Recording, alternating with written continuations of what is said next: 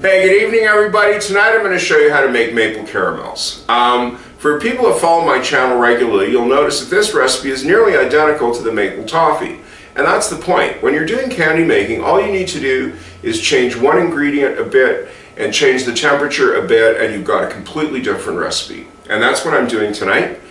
So it's basically the same recipe, except I've cut back on the cream. So here are the ingredients.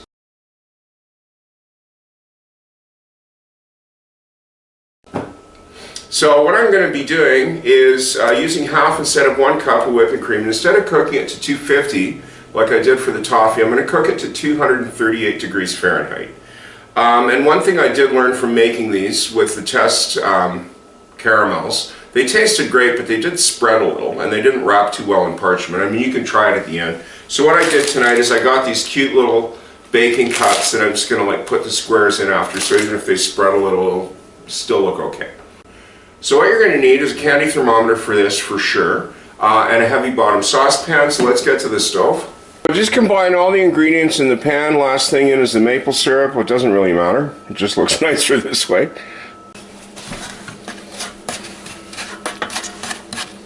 So once that's in, get your wooden spoon in there and start stirring.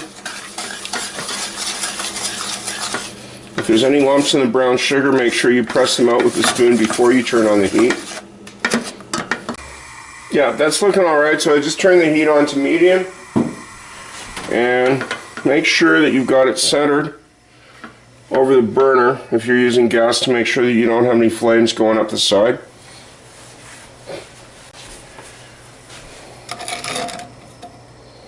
Get your thermometer in there.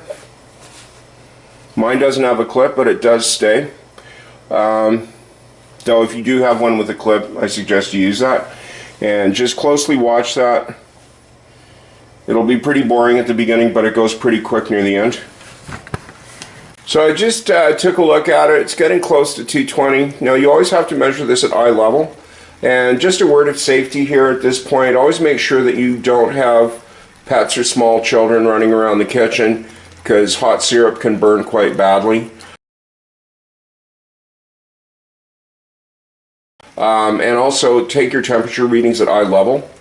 Now while that's cooking away there, I'll get the pan ready with some parchment. If you've got rolls of parchment, just cut it to size in 2 strips across the bottom.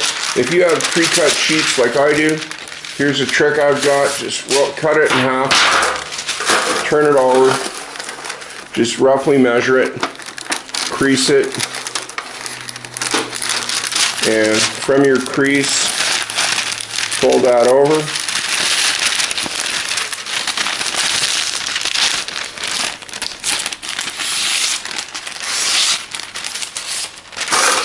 And then just tear those 2 strips off,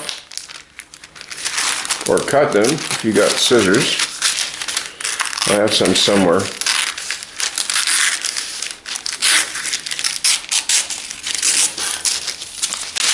Then open it up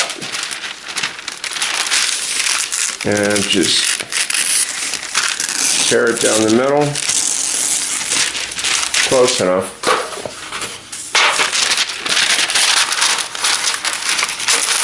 You just wanted to make sure it doesn't stick, so put it in the bottom. Lay the other strip on top. Do the same thing. And check your pan again.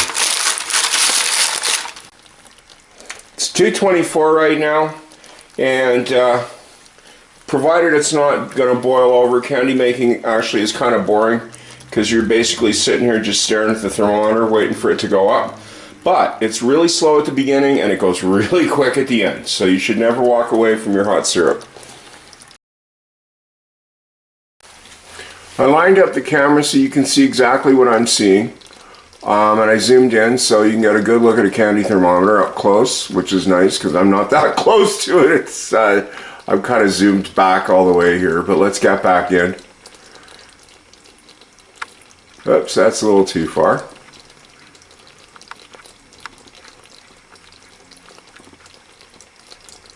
Okay, so it just passed 230. That's what I was talking about. At this point it goes really fast. When I turned this on, it was at 229. It's at 231 right now. So 238 will not take long at all. So I got about 1 degree left to get organized, which is not very long. Just let it slide down in the pan a bit. Make sure all your papers are lined up, and then just pour it in one smooth motion. Do not attempt or even think about scraping the bottom of the pan. That will cause it to crystallize and you'll get fudge instead of caramels. Unless you want fudge instead of caramels, but nobody watched my fudgy caramel video, and the creamy caramels is doing quite well. You'll see the air bubbles start to break up and out right away. Don't touch it. Try not to shake it or jiggle the counter or touch the pan. That can cause crystallization. Just let it sit on its own until the container is fairly cool to the touch, which it won't be right now. And then what you can do is, if you've got a granite like I do, you can move it gently to a different part to cool down a bit quicker. Okay, they're cool enough to cut, and I got my setup going here. I've got some gloves on because you're going to have to be touching these things, and it's not really polite to leave fingerprints.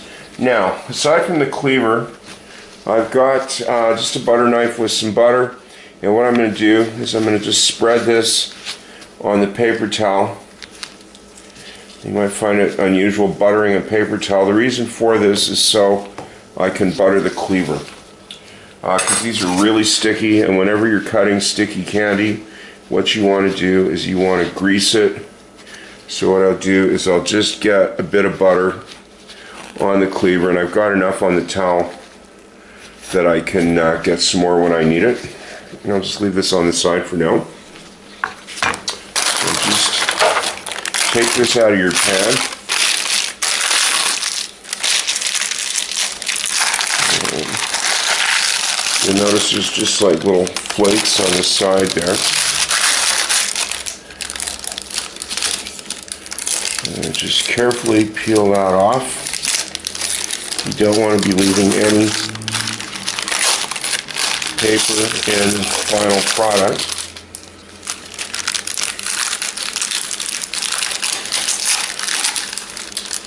Oh, there's a gooey bit. I guess you're going to have to eat that, eh? So just start cutting. You might want to score it. Yeah. This is about just long enough. I use a cleaver because depending how long you leave it, you may have to lean into it quite a bit. It's going to be a lot easier if you just cut them in strips first. You don't want to be doing too many cross cuts here unnecessarily. Now when that starts to stick, that's when you go back to your paper towel and just get a little bit more butter on the cleaver. You don't want to grease up the caramels, but if it starts sticking, you're going to have big problems trying to cut them easily.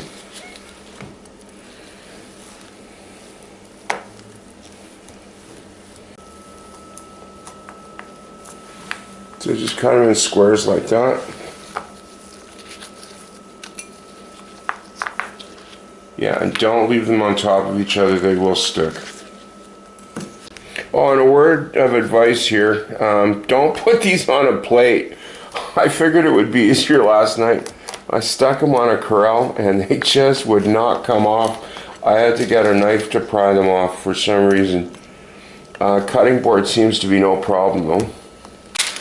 So after you get them all chopped up, I just line a pan with some parchment and get some of these cute little, I don't know what these are for, cupcakes or muffins or something.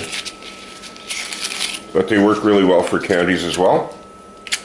So there you go. Just drop one of those in there. And put it in the bottom of your pan. And keep going. Yeah, and you can even square them up if you want. They have a mind of their own, these things, after a while, so I wouldn't worry about it too much. They will tend to spread, which is why I'm using these.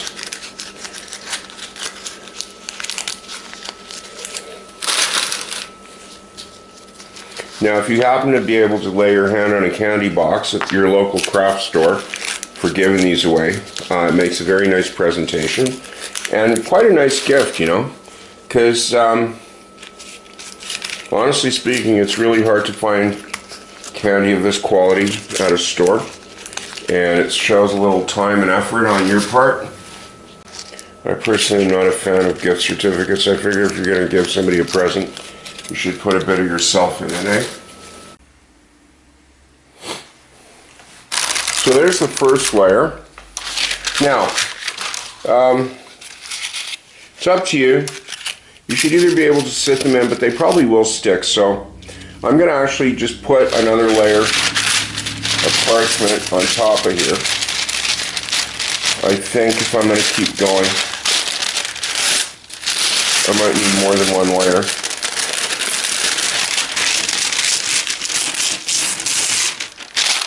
So I'll kind of pop that in there and do up another one. So 2 rows filled up one pan, and I still got some left, so I think I'll just try to stick one more on top and sit some more in there, see how that works out. Anyways, this is how I make my maple caramels. I do hope you learned something. I hope you try this. It's really not that difficult once you get the ingredients in a candy thermometer, and they taste just awesome. So, thanks for watching. Hope to see you again.